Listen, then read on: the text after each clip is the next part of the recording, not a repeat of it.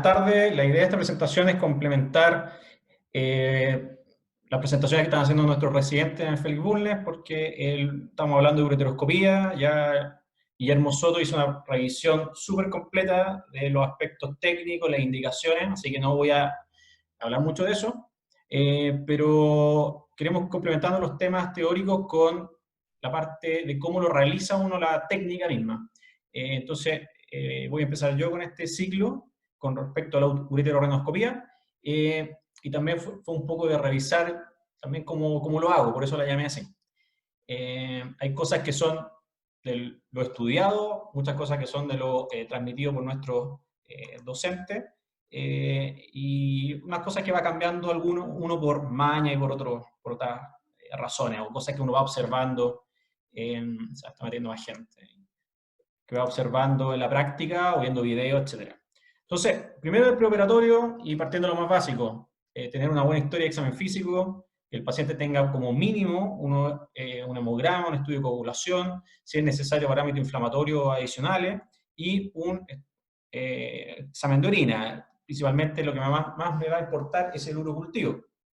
Siempre un urocultivo negativo y solamente en casos excepcionales, como excepciones, en algún paciente que tuvo un urocultivo positivo asintomático o sin cursar una sepsis de foco urinario, el poder hacer una cirugía intratratamiento. Y también lo hemos hablado también con grupos de colegas que en algunos casos de pacientes con ureterolitiasis complicada, con una infección, en un cálculo distal, en que nosotros pensamos que hacer una cirugía con poca complicación, rápida, intentar hacer la ureterolitotomía en ese mismo momento, pero es una excepción. Bueno, ya comenté las pruebas de coagulación. En general, con los pacientes que usan aspirina no la suspendo. Esos pacientes, sobre todo si el paciente tiene riesgo cardiovascular, creo que riesgo-beneficio es mejor que la mantenga y no nos complica mucho la cirugía. Y excepto en algunos lugares que nos pasa a veces en el Hospital Félix Bulnes, que los anestesistas son un poco insistentes con eso, a nosotros no nos complica en general. Y con la terapia anticoagulante oral, similar a otra cirugía urológica, en pacientes solo de alto riesgo de enfermedad tromboembólica, como válvula mecánica, considerar hacer puente, y si no, suspensión. Suspensión 5 días antes y después reanudar la terapia anticoagulante oral. Siempre imagen preoperatoria y siempre un escáner. Eso es muy importante. Uno puede venir un paciente derivado con una imagen de otro tipo, pero siempre hay que saber lo que vamos a operar y revisar esa imagen. Y algo que voy a hacer hincapié todo el tiempo es planificar y conversar la cirugía con el equipo. Lo ideal en esta cirugía es tener un ayudante, no siempre se cuenta. Afortunadamente en los centros docentes podemos trabajar con un residente y tener a alguien más. Y lo otro ideal es tener una arsenalera que tenga experiencia en ureteroscopía, que tampoco siempre está. Y si no está, es muy importante estar dispuesto a dar tiempo a enseñarle a esa arsenalera, pero antes preparar todo tu equipo y tener todas las cosas necesarias para hacer una cirugía segura y no tener una pana, una urgencia y no tener los elementos, porque ahí se pierde mucho tiempo.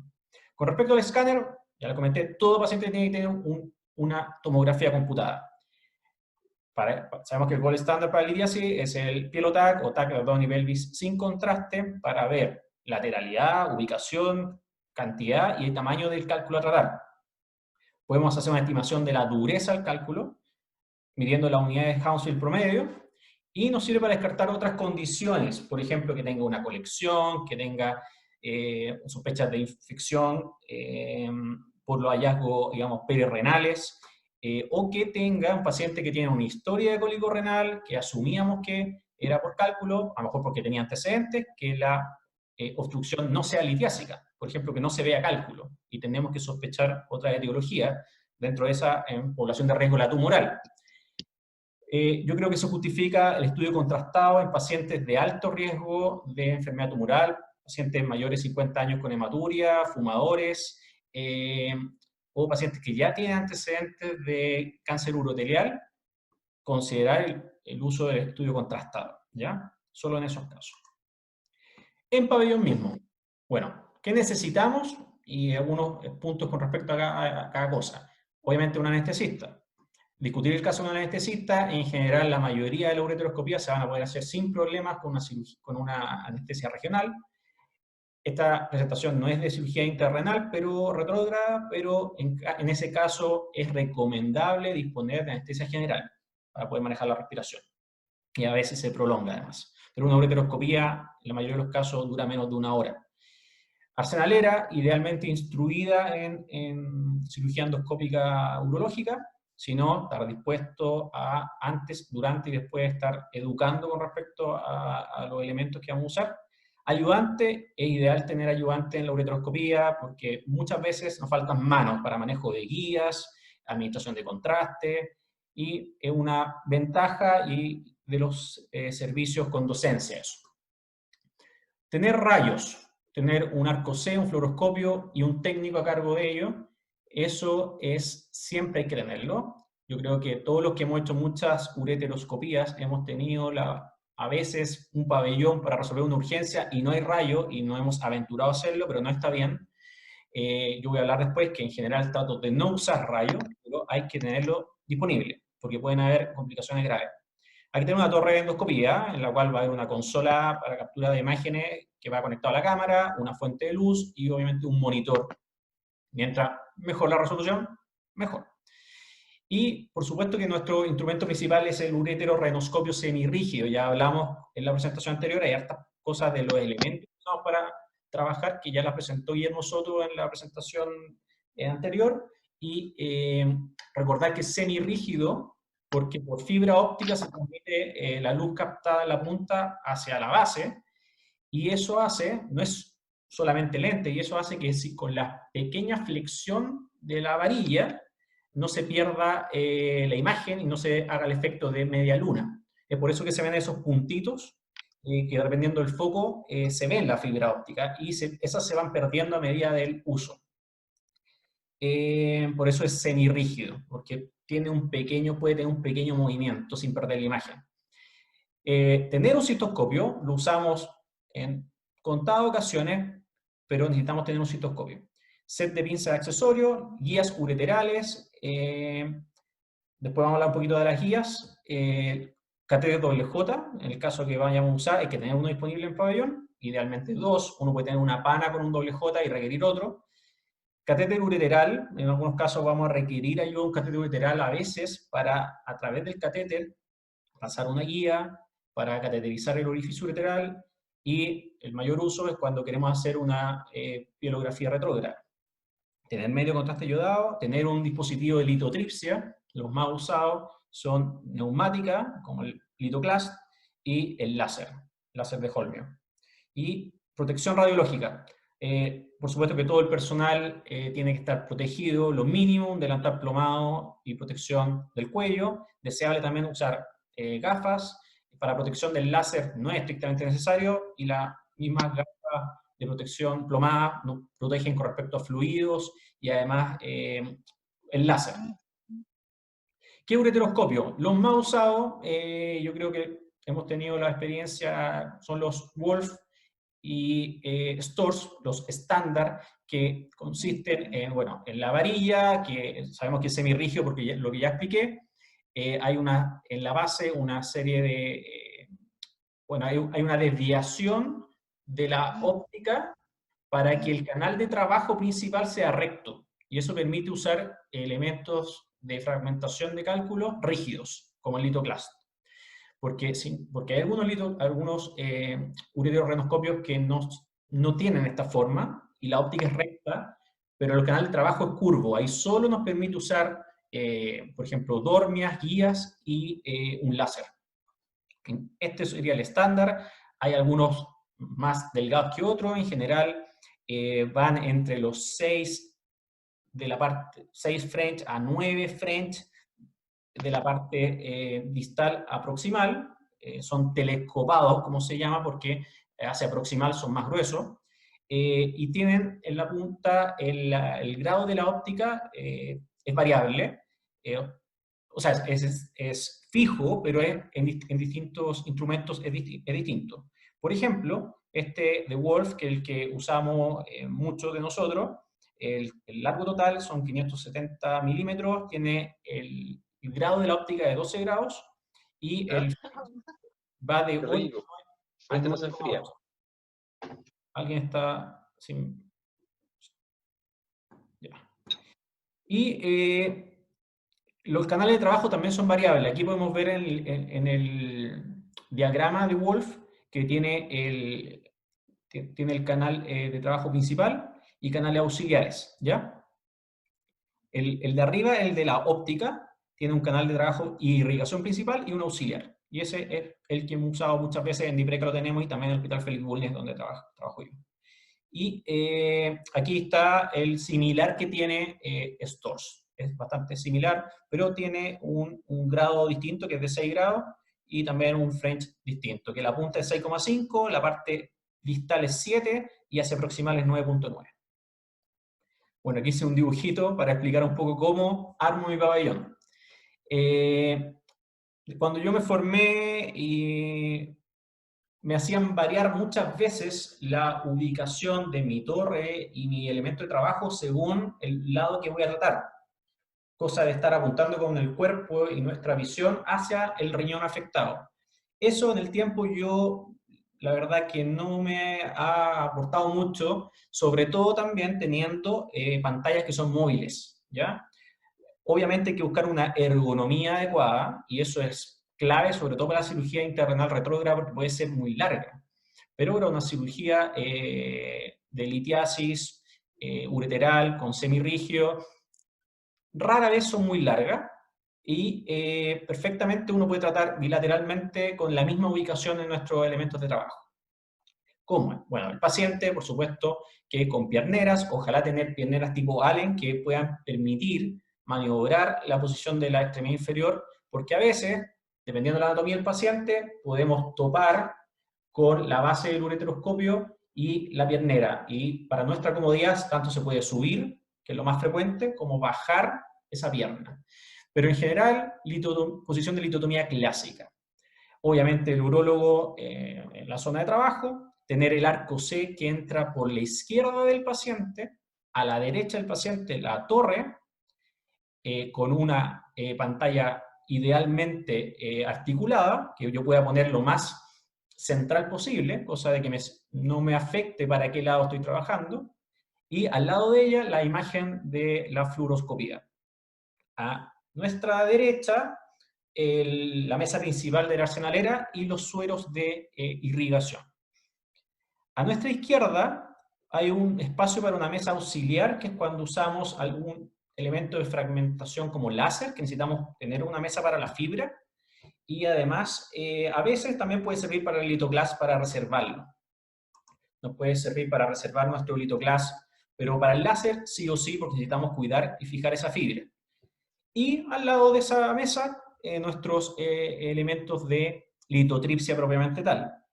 Láser, la consola del láser, que puede llegar a ocupar un buen espacio si es un láser de 100 watts, y litoclast o otro neumático que tengamos en esa localización. Esto es como yo hace mucho tiempo opero todos los pacientes de litiasis, sin ninguna variación, ni siquiera para la cirugía intrarenal retrógrada. Bueno, aquí en estas presentaciones uno echa de menos no haber sacado más fotos de la posición que uno usa en pabellón, pero algo se puede ver del pabellón del ex Félix Bulnes, en que, bueno, hay una pantalla articulada, pero por temas de que estamos usando el rayo no la tenemos al medio, pero sin ningún problema podemos trabajar. De hecho, son fotos de cirugía interrenal. Nuestra torre, a la izquierda está la pantalla de la fluoroscopía, y acá por lateral está el láser. Y obviamente el cirujano principal, ahí yo le estoy, no, aquí está Francisco Telaina ayudándole a Gonzalo Vergara, y acá también estoy yo y Gonzalo me está ayudando. Y la fluoroscopía por la izquierda del paciente. Eso es como organizo el pabellón. Inicio de cirugía. Profilaxis, siempre. Habitualmente cefazolina si no hay contraindicación. Y en general solo esa dosis. En algunos casos, cuando cirugías prolongadas, litiasis que nosotros creemos que son infecciosas, prolongamos el antibiótico. Cistoscopía primero, en general no. Cuando el paciente tiene un doble J instalado previo, yo lo que hago es retirar el doble J con el mismo ureteroscopio y una pinza de extracción de litiasis, de cálculo o de cuerpo extraño, para no perder esos 5 minutos y porque no gano nada haciendo una cistoscopia antes. Por supuesto, si es un paciente que concomitante o previo ha tenido, por ejemplo, tumores vesicales, paciente tiene hematuria, o hay dificultad con visualizar el orificio ureteral, a veces por sangrado prostático del cuello de la vejiga, es útil tener cistoscopio y empezar con la cistoscopia. Entonces, la idea es avanzar el ureterorrenoscopio directamente a través de la uretra y visualizar ambos orificios ureterales para tener el reparo anatómico. En mi experiencia, y mis residentes saben que cuando se ve como que el orificio ureteral parece ser fácil, intentamos una vez pasar sin una guía. Es un poco como para hacer la mano, ubicarse y hacer práctica, pero solo una vez para no traumatizarlo. Ante cualquier problema o que de entrada uno ve que es un orificio pequeño, con una disposición no muy fácil, usamos una guía ureteral. ¿Qué hacemos con esta guía?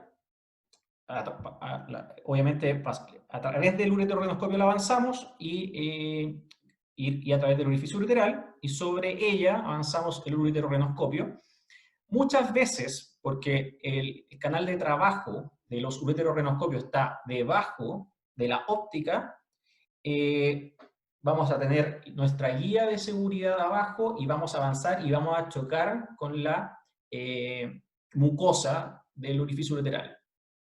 Para poder avanzar cuando se da eso, a veces uno entra fácil, pero cuando lo que hacemos es la maniobra de carpita, que sobre el eje de la guía, nosotros giramos el ureterorrenoscopio en 180 grados. Entonces nos queda la salida de la guía ureteral por arriba.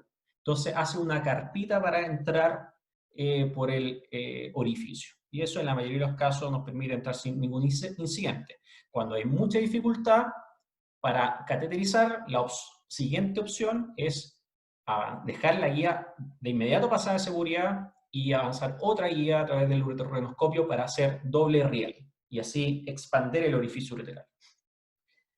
Guía de seguridad. ¿Qué opino de la guía de seguridad? Yo creo que cuando uno está en entrenamiento hay que tratar de usarla siempre. Digo tratar porque también cuando tú eres residente va a depender con quién estás operando. Pero esto es como andar manejando sin el cinturón de seguridad. Puede que nunca o pocas veces lo necesites, pero si hay un accidente lo va a necesitar. Creo que con el tiempo uno va identificando pacientes, primero en la planificación preoperatoria, como en la planificación preoperatoria, como en la cirugía misma al inicio, cuando uno atraviesa el orificio ureteral, cuando uno ve la litiasis, uno puede estimar que va a ser una cirugía fácil o sin incidente y uno puede intentar realizar una cirugía sin guía de seguridad. La ventaja no son muchas, tienen más espacio, un poco más de irrigación por el uréter, pero por eso mi recomendación es que siempre cuando uno está en entrenamiento es la guía de seguridad y cuando uno va teniendo experiencia y en casos que uno cree que va a ser fácil, un cálculo no muy grande, muy distal, un uréter complaciente, podría uno tenerla de reserva. Por supuesto que, complementando lo que les dije, si la litiasis no está impactada, si tiene una anatomía normal el paciente.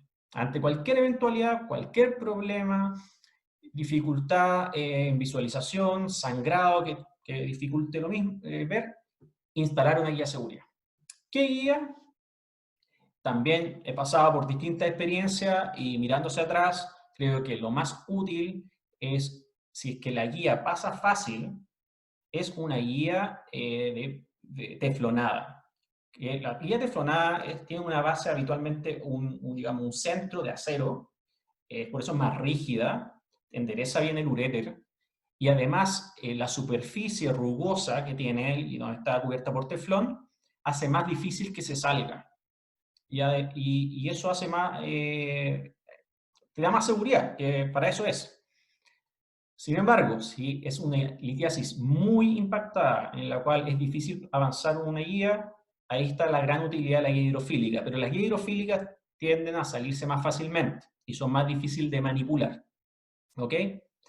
En uréteres complejos, que sabemos que es una cirugía compleja, litiasis muy grandes que llevan mucho tiempo, puede ser útil una guía híbrida, que son las guías que tienen una punta, un segmento distal con de nitinol hidrofílicas que pueden maniobrar a través de la litiasis impactada, y el resto, el cuerpo del resto de la guía es teflonado y es habitualmente extra stiff, es más rígida. Es una guía muy práctica, porque si uno tuviera que elegir una guía para todo, probablemente esa sería la opción. Bueno, ahí están las fotos, ahí no sé si se ve mucho, pero esta es la típica guía teflonada que se ve como un resorte alrededor porque es rugosa y es más rígida y tiene una porción, una punta más rígida que la otra. Y bueno, aquí está una Erinol hidrofílica. Esta es una guía, esta es el ascenso de Boston Scientific, que es híbrida, que es lo mismo que expliqué. Y cómo dejar asegurada la guía de seguridad, valga la redundancia. Esta es una foto de los tips de Oliver Traxler, en la cual él explica que es muy importante que primero es útil para no dañar la guía, guardarla en su vaina de plástico, y la salida de la guía tiene que estar inmediatamente a nivel del meato. Mientras menos guía queda fuera, como en este caso, más fácil que se salga, ¿ya? Puede haber más gravedad y ahí también uno puede, por error, desplazarla. Tiene que estar la guía a nivel del meato inmediatamente guardada. Y lo que hace él es pegar el plástico en los campos, ¿ya? Uno puede usar otro tipo de seguridad ahí, pero eso es lo recomendado por Oliver Traxler.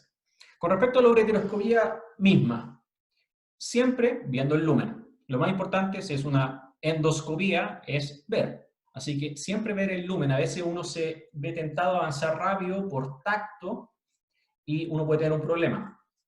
Hay que considerar al ir avanzando los grados de la óptica. O sea, no vamos a ver exactamente al medio el orificio ureteral para estar recto. Si estamos usando el ureteroscopio que ya mostré, que el que yo he visto más frecuentemente utilizado, que es el Wolf, tiene un grado de óptica de 12 grados. Entonces, vamos a estar mirando un poquito más hacia abajo. Y considerar eso, pensando en cómo va a estar recto nuestro ureteroscopio, va a estar mirando un poquito hacia abajo. Si hay una pérdida de lumen, lo más seguro es retroceder, buscar el lumen y avanzar, ¿ya? No avanzar si no estamos seguros que estamos centrados. Bueno, por supuesto, hasta llegar a la litiasis o hasta llegar a algún problema, como ya vamos a hablar después. Por ejemplo, un kink, que se puede... Ahí necesitamos ayuda de una guía. Si estamos avanzando en la ureteroscopía sin guía de seguridad, tenemos que ahí usar una guía para enderezar el uréter y ayudarnos a avanzar. Si hay una estenosis, también podemos intentar lo mismo, considerando que el ureterorrenoscopio es más fino en la punta. Si tenemos la disponibilidad de ureterorrenoscopios ultra finos, que hay algunos que la punta es 4 French, podríamos usarlo.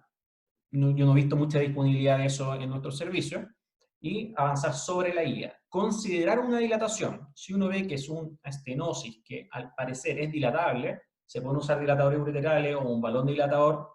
Si no, es mucho mejor no complicarse, poner un catéter WJ y reintentar unos días después, para que la dilatación no ayude el trabajo, ¿ya?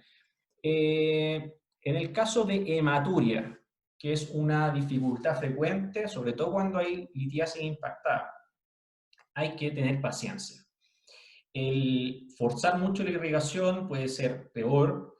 La misma irrigación que vaya limpiando, uno puede apretar un poquito, porque el problema de aumentar la presión de irrigación es el problema del reflujo pielovenoso, pero estamos en un caso que, al parecer, no hay pasada de flujo hacia proximal, así que ese no sería tanto el problema. se puede aumentar la presión, pero no aspirar. El aspirar puede aumentar la hematuria o provocar que otros vasos por decompresión sangren, como una hematuria ex vacuo. Entonces, no hay que aspirar. Esto es algo que se recomienda sobre todo en el riñón, pero en general en el uréter tampoco no es recomendable. Y es mucho más práctico irrigar, y si es necesario, un tip muy bueno es usar medio de contraste. Cuando uno irriga y hay una hematuria, la sangre difunde y de manera más bien pareja, entonces se nubla todo. Cuando uno usa un medio de contraste tiene una densidad mayor al agua y a la sangre, entonces separa la sangre. Y eso es un buen tip que en algunos casos me ha permitido seguir con la cirugía sin problema, usar medio de contraste. No para usar rayos, sino que para limpiar la vía urinaria. Sigamos. Con respecto a la litotripsia, llegamos a nuestra litiasis. Nosotros tenemos que tener preparado, idealmente probado, nuestro mecanismo de fragmentación. Los más usados, el LitoClast, es un sistema neumático, el LitoClast clásico, en este caso un LitoClast 2, el que sale como ejemplo, que además tiene, que tiene un manejo de frecuencia un poquito más fino que el clásico. Es un dispositivo neumático, balístico, porque tiene el mango del LitoClast un balín que impulsa una varilla. Por supuesto hay que elegir la varilla para ureteroscopía, que es fina y larga, que permite romper el cálculo. Es muy importante, vamos a usar el LitoClast, probarlo antes de la cirugía, para no tener una pana y el paciente no tener cómo fragmentar el cálculo. Por supuesto que se usa el canal recto de trabajo del ureteroscopio, que es la ventaja del ureteroscopio con la óptica en ángulo, para que el canal sea recto del de trabajo. Y la mayoría de los casos usamos el modo ráfaga. Uno, por comodidad, si quiere golpear algo con mucho cuidado, podría usar el modo simple, pero en general usamos modo ráfaga y vamos controlando con el pedal según nuestra necesidad, hasta visualizar fragmentos suficientemente pequeños para poder extraerlos. Con respecto al láser, el láser, hay que conocer el láser que tengamos. Para cirugía ureteral no hay mayor utilidad tener un láser mucho más potente. Nos va a permitir un láser más potente, a eso me refiero a un láser, los más estándar son de 30 watts, pero si hay un láser de 100 watts, por ejemplo, 50, 70, 100 watts, nos va a permitir usar más energía. ¿Y para qué queremos más energía en el uréter? Principalmente para más frecuencia. A más frecuencia va a ser una cirugía más rápida. Pero también, a veces, el trabajar muy rápido, pulverizar, por ejemplo, muy rápido, nos va a dificultar ver. Así que, en general, con cualquier láser, que sea de holmio, se va a poder hacer una buena litotripsia. La fibra adecuada para ureteroscopía rígida puede ser perfectamente una de 800, de 550. La 272 que usamos en ureteroscopía flexible sí también puede usarse. Y he usado de 200 porque no había disponibilidad de la otra. Es más difícil de maniobrar, es muy delgadita. En general, 200, 272 son útiles en cirugía intrarrenal retrógrada porque permiten trabajar con la flexión del ureteroscopio flexible. 550, 800 no he tenido nunca un problema en trabajar en el uréter.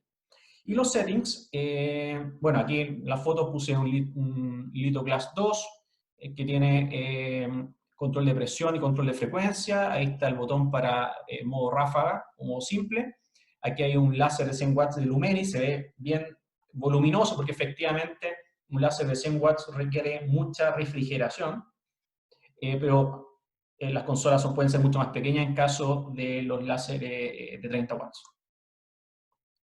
Bueno, ahí hay un pequeño video, pero va a mostrar que aquí, bueno, va a ejemplificar cómo estamos trabajando. Ahí está un colega, Francisco Telaina, el rayo, el arco C por la izquierda, el cirujano, la pantalla, aquí está el rayo, no se logra ver, y justo aquí abajito va a estar el láser.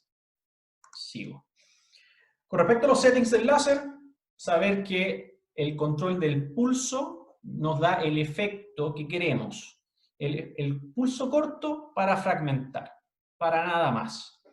Y todos los otros efectos se van a hacer con un setting de pulso largo y vamos a manejar la otra parámetros. nos va a servir para pulverización. Bueno, el pulso largo tiene menos retrocursión, sirve para popcorn, para incisiones, para ablación de tumores de tracto urinario superior y para coagulación. Aquí hay unos settings estándar, después yo les puedo mandar la presentación, pero esto es de los clásicos tips de Oliver Traxler. Lo importante es tener un setting o pegado en la máquina, o en tu memoria, o en el celular. Para empezar, uno va variando los settings según el efecto que uno observa en esa piedra. Entonces, bueno, esto es para empezar. Entonces, en general, dusting, una energía baja, yo empiezo habitualmente con 0,4, pero alrededor de, con frecuencias alrededor de 20 Hz, ¿ya? Y fragmentación es un pulso largo, como ya vimos, una energía mayor, yo habitualmente pongo 1,5, y con una frecuencia menor a la de pulverización. Y popcorn es con un pulso largo, con una energía como de fragmentación y con una alta frecuencia. En general se describe la técnica para pulverizar de ir pintando la piedra.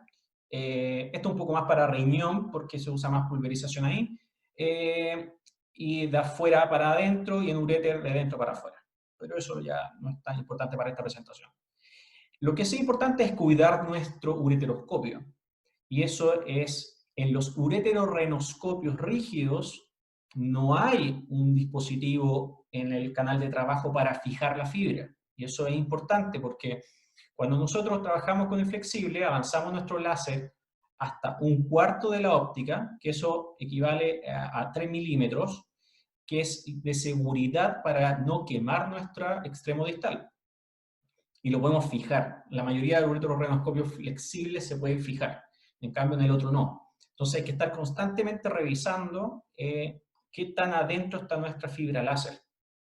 Así que eso es mucho cuidado porque hemos tenido problemas de ese tipo. Y lo que hace es quemar parte de las fibras del ureterorenoscopio o totalmente. Entonces hay que tener, ¿cuánto es más o menos? Es 1/4 de la visión total, del diámetro total de la visión. Ahí tiene que estar nuestra fibra láser. ¿Ok? Eso es muy importante. Para extraer fragmentos. En general, lo que yo recomiendo y como a mí me va mejor son con las pinzas de extracción de cálculo. La más frecuente es la llamada vidente. En algunos folletos o se habla como dientes de ratón, aunque hay otras, en otras marcas que diente de ratón es puntuda de los dientes, pero en general tienen 2 dientes, por eso le llamamos vidente, y no son tan aguda la punta. Es este que está acá.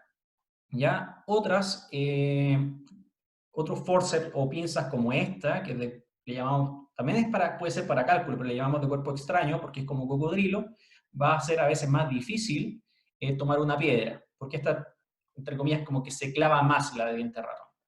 Entonces, para poder manejarla, es importante que apenas tú ves que sale por el extremo del ureterorenoscopio, hay que retirarse, o idealmente antes de que se salga, retirarse una longitud necesaria para que uno no empuje el cálculo, primero, y segundo, para que el total se pueda abrir completamente, o sea, la bisagra tiene que estar afuera, para que puedas abrir completamente la pinza y poder tomar el fragmento a retirar.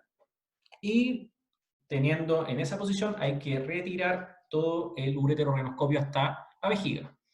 La idea no es que perder tiempo sacando la piedra al exterior, solamente vale la pena en un fragmento voluminoso para estudio de litiación. Hay que tener cuidado también con el mango. Cuando hay un ayudante, o si no la arsenalera, que visualice cómo está el ángulo del mango que uno está usando con el resto del instrumento a nivel de la entrada del canal de trabajo. Porque uno está mirando la pantalla, tiene la mano con el ureterorenoscopio y la otra en la pinza, y puede haber un ángulo que rompa esa unión. Esto, por ejemplo, este ejemplo de Wolf se desacopla, pero hay otros que son fijas y la vaina externa se puede desacoplar, desoldar, y hay que arreglarla o comprar otra. Los canastillos es una opción, son útiles en general generan poco trauma, pero pueden ser un dolor de cabeza. Yo creo que a todos nos ha pasado que el canastillo se nos queda atrapado, o la piedra, había más fragmentos de los que yo creía, o tomé un fragmento muy grande y no baja.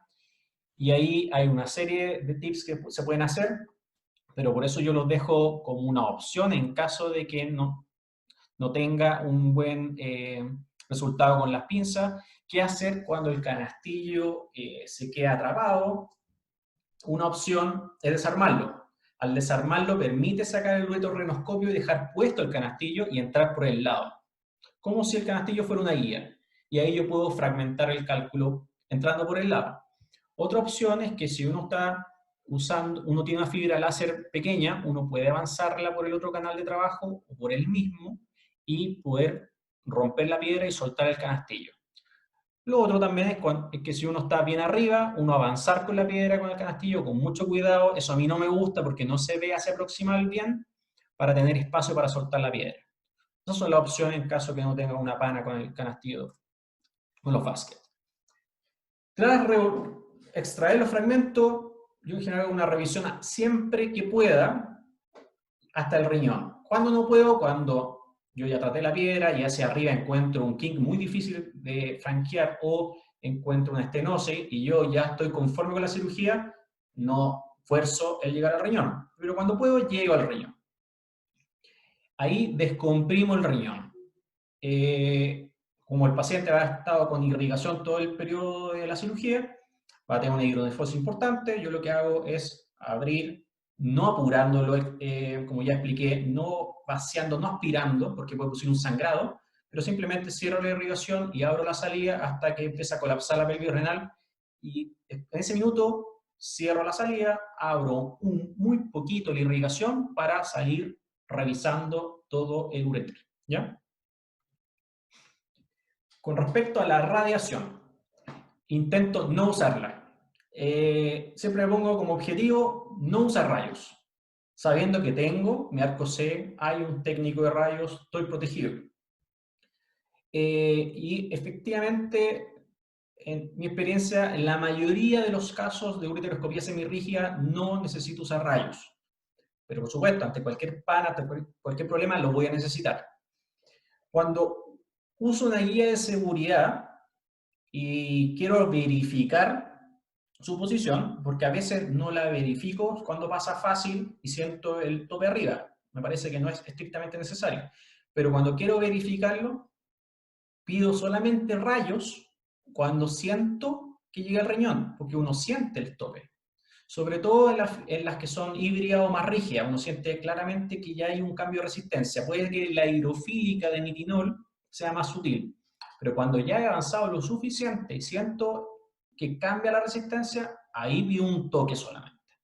Si está bien instalada, listo. Por supuesto que si la resistencia está antes, lo voy a hacer antes. Si hago una ureteropielografía retrógrada, porque el paciente tiene una anatomía complicada, porque me costó pasar la guía, o de revisión final porque creo que puede tener una lesión ureteral, solo con toques. ¿Ya? Solo con toques y evitar el uso de continuos, ¿ya? Porque me multiplica mucho la dosis. Y si hay un técnico, un tecnólogo de rayo, la idea es conversar con él. La mayoría está instruido porque lo he hablado con ellos y que es minimizar la dosis. Estamos usando rayos para ver elementos que son muy radio opacos. Una guía, contraste. Entonces, no es necesario usar un setting con mucha dosis de radiación. Así que ellos lo minimizan, pero es bueno conversarlo y pueden bajar mucho la dosis. Catéter doble J. También son pocos los casos que yo lo uso en posoperatorio.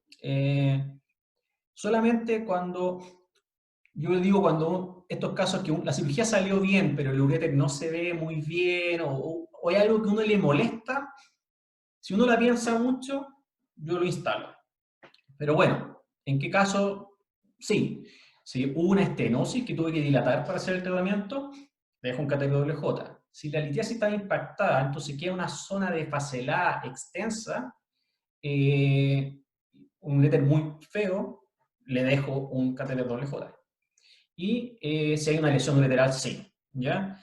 Hay grados de lesión ureteral, es algo que no está muy claro cuánto riesgo hay de complicaciones de eso, porque es muy raro una estrechez ureteral post lesión por ureteroscopía. Pero en general, si hay una lesión importante, uno deja un catéter doble J. Si uno tiene dudas, si uno ve una zona que no se ve tan mal, pero uno piensa que puede haber una pequeña perforación, administro contraste para quedarme tranquilo y no dejarle un doble J, o, o si veo una pequeña filtración, pequeña que sea, le voy a poner un catéter doble J. ¿Por cuánto tiempo? Entre 7 a 14 días, dependiendo de cómo nos fue la cirugía y de las posibilidades del retiro precoz. Catéter Foley, en general no. ¿Cuándo? Cuando es un paciente que tiene otras complicaciones concomitantes, por ejemplo, falla renal, es un paciente que tiene una uropatía obstructiva baja, por ejemplo, un paciente con un crecimiento prostático importante, sintomático, aunque no se ha solucionado eso, yo le dejo un catéter Foley. Y cirugías prolongadas, cualquier problema, y yo le dejo el catéter por breves horas. Puede ser por mediodía, si el paciente se va a ir el mismo día, puede ser hasta el día siguiente. Con respecto al postoperatorio, la mayoría del paciente una alta precoz, el mismo día ojalá, o el día siguiente. En general, no antibióticos postoperatorios, analgesia solamente con antiinflamatorios no esteroidales. Si quedó un doble J, levotamsulosina. Solo en ese caso. Y el retiro doble J, el registro de que se instaló el doble J. Ese registro muy importante que en un servicio se tenga, un Excel, en un Drive, y que esté escrito en la ficha y en la epicrisis que el paciente tiene un catéter doble J y se va a planificar su retiro. Porque todos hemos tenido problemas de los pacientes que abandonan sus controles y tienen incluso pérdidas de unidades renales por los doble J calcificados. Entonces eso es muy importante. Y eso, así que complicaciones yo creo que es para otra presentación, porque también es un tema largo y eso.